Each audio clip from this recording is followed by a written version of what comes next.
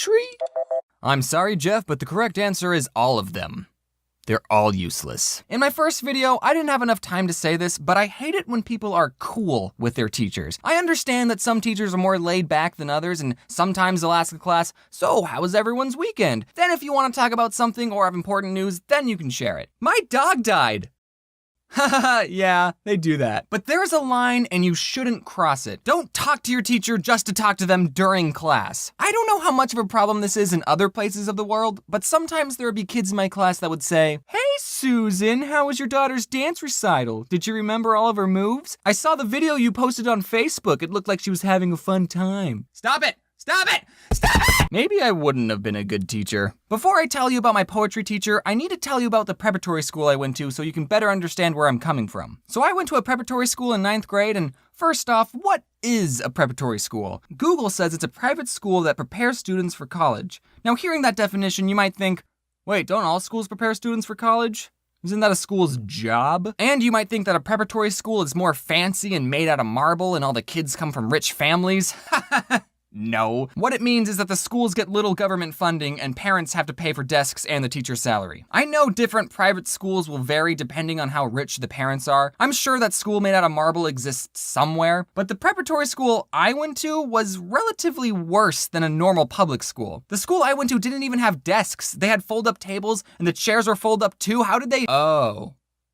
Well, now I know where all the budget went. The main difference between a public school and a prep school is that a prep school is smaller and there's a uniform and there's lockers. So why did my twin sister and I attend a preparatory school? Because twins have superpowers and we need to go to a special school to enhance our abilities. Nah, I'm just kidding. I'm kidding. That'd be cool though. We went because when we were starting our freshman year, our older brother was a senior and he was already attending this preparatory school, and my mom didn't want to have to drive to 2 high schools to pick us up. We already had a carpool in place. You can't just mess with the carpool. And me and my sister didn't know what to expect from a public high school. We've never been. We thought we'd get bullied or something. Boy, I feel like picking on someone today.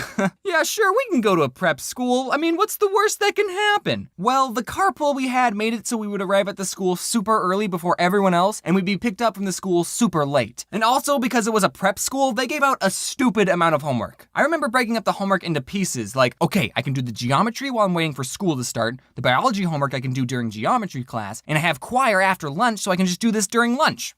Look at me being responsible. I have a little sister who just finished her freshman year in a public high school, and she thinks it was so hard. Oh, you thought your 9th grade was hard? Try doing twice the amount of homework and wear the same pants every day. So now the only question remaining is, why did my older brother go to a prep school in the first place? Bro, why did you go to a prep school in the first place?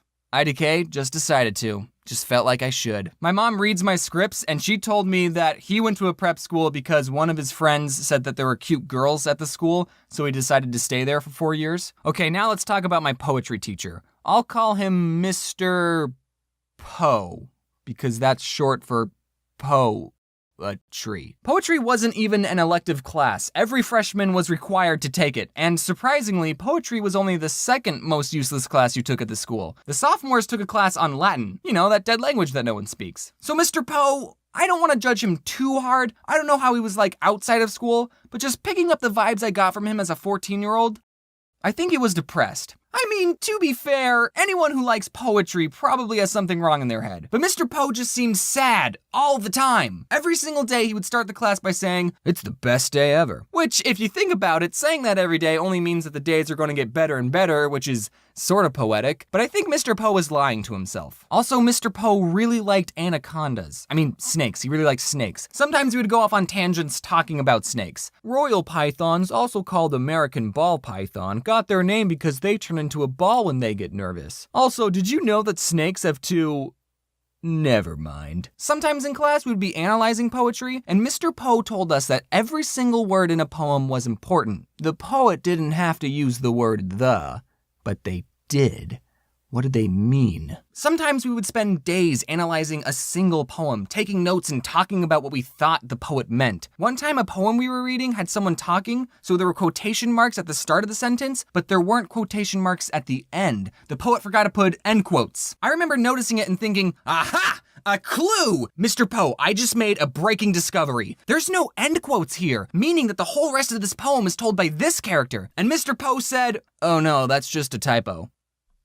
Well, frickin', why am I perfectly nitpicking this piece when the poet purposely put poor punctuation in his poems? Pterodactyl! This is gonna sound off topic, but do you guys know what lateral thinking puzzles are? Lateral thinking puzzles are sort of like riddles, but more stupid. You're given a strange situation with little information, and you have to ask the person who told you the puzzle yes or no questions to get the answer. My favorite lateral thinking puzzle is this because it's so stupid. A man goes into a restaurant, orders albatross, eats one bite, and then jumps off a bridge.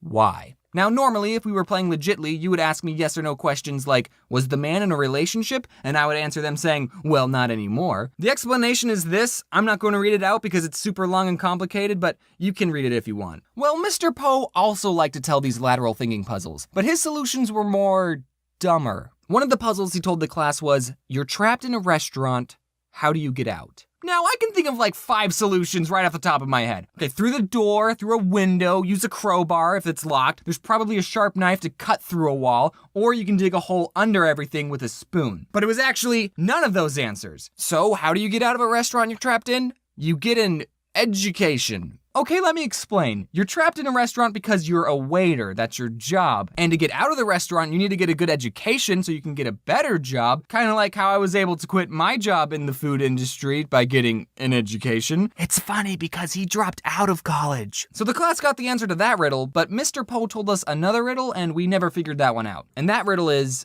anyone can dig a ditch, but it takes a real man to blank. Given that the answer to the first riddle was education, the answer to this could be anything. I really wanted to know the answer to this riddle, so I Googled it hoping that Mr. Poe just stole it from the internet, and I found this song, anyone can dig a hole close enough to a ditch, but it takes a real man to call it home. Which sounds poetic enough. Let's see if the song gives us any more clues. Mr. Poe, I didn't know you were into this sort of stuff. So I wish I could give you the answer, but I don't have one. Feel free to guess what you think the answer is and give your reasoning in the comments. That'll be fun to read. But I will say the answer that I did come up with that I think makes the most sense. Anyone can dig a ditch, but it takes a real man to hide the body. Poetry was dumb, but at least I learned something. How to write haikus. Honestly, I'm